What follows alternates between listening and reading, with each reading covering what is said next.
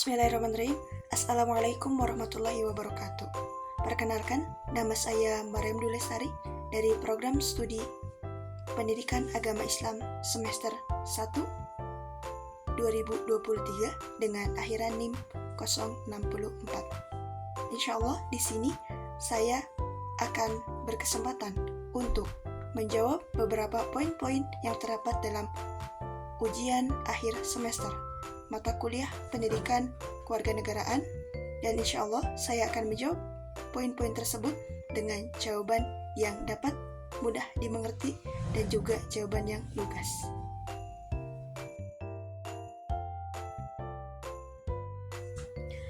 Di sini saya akan menjelaskan tentang poin yang pertama. Keselarasan antara HAM dan agama sangatlah kuat.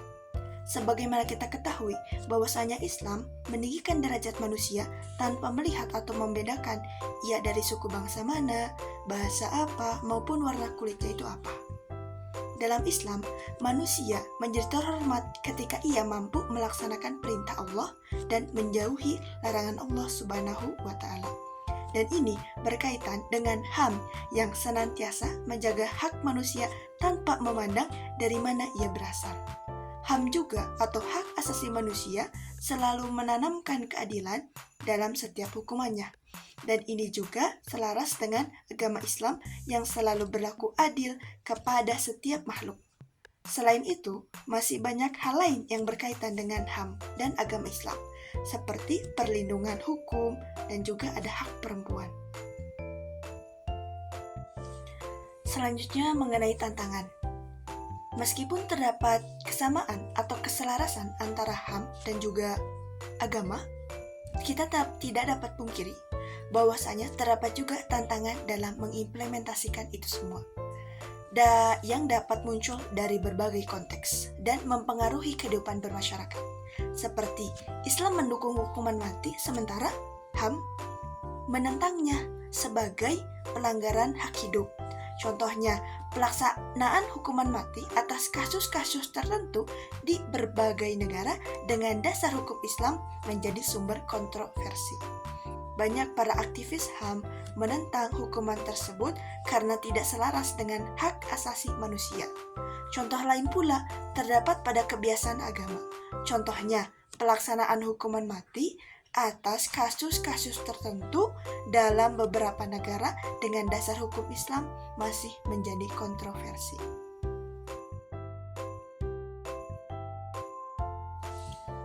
Kemudian untuk poin yang selanjutnya, yaitu poin yang kedua, menurut Montesquieu, konsep trias politika atau pemisahan kekuasaan antara legislatif, eksekutif, dan juga yudikatif adalah kunci untuk mencegah penyalahgunaan kekuasaan.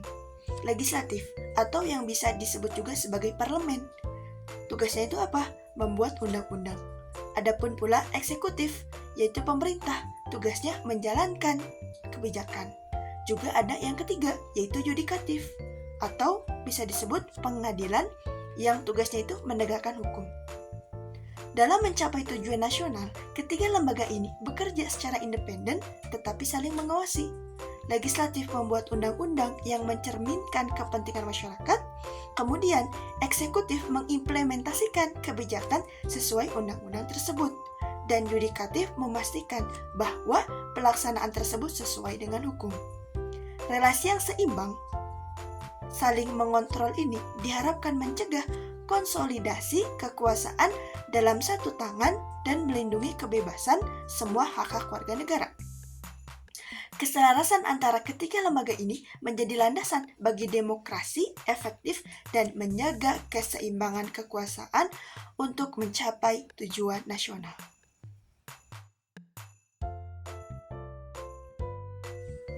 Baik, untuk yang selanjutnya adalah poin yang ketiga. Damam Raharjo menyatakan konsep masyarakat madani melibatkan agama sebagai sumber dan peradaban sebagai proses, dan masyarakat kota sebagai hasil. Konsep ini sejalan dengan model masyarakat kota yang dibangun oleh Nabi Muhammad di Madinah, di mana agama, yaitu agama Islam, menjadi landasan utama dan yang paling utama.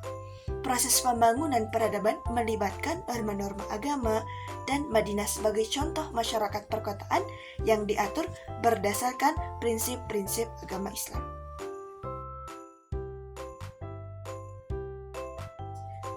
Baik, untuk poin selanjutnya adalah poin yang terakhir atau poin yang keempat.